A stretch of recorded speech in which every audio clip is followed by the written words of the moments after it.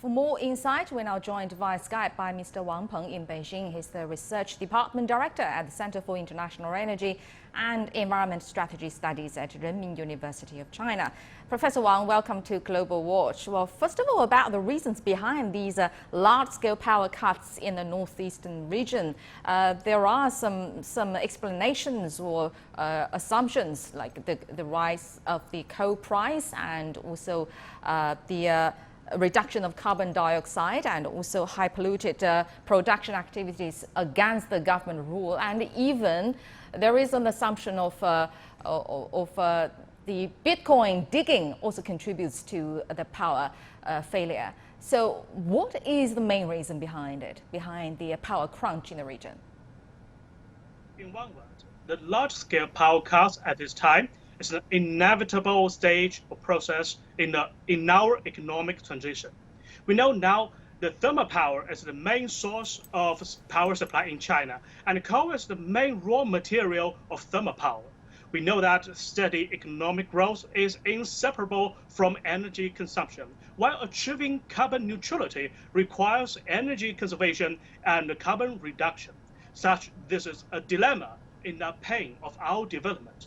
So what should we do? What can China do? Some industry we see now, they in China are still at middle and low end of global industrial and value chains. They cause a lot of energy, including power and also, yes, originally from the coal. So this dual control and dual carbon targets are important measures to guide industrial upgrading. This is the process of our economic transition. So you mean this is a necessary step in our economic transition? Do you mean that this is the price that we have to pay? Yes, exactly. But it will not cost too much and too long time. We can, yes, get deal of this for the long run, for the long privilege of Chinese people and China as well as the people in the world. Right, and China is pushing energy reform by promoting greener, low-carbon energy. And as you said, we have to make some sacrifices. But how can the country's energy mix improve in a way that can both protect the environment and guarantee our energy needs? Yes, my answer is three focuses. Number one, focus on energy production. That means alternative carbon reduction.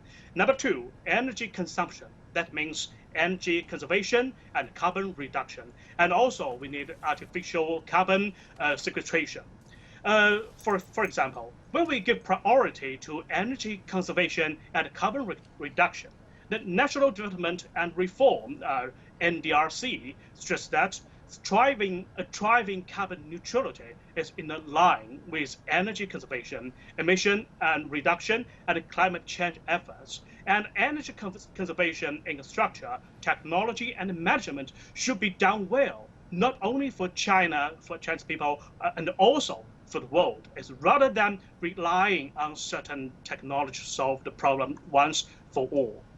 All right, thank you very much, Professor Wang Peng from Renmin University of China. Thank you very much for your insight.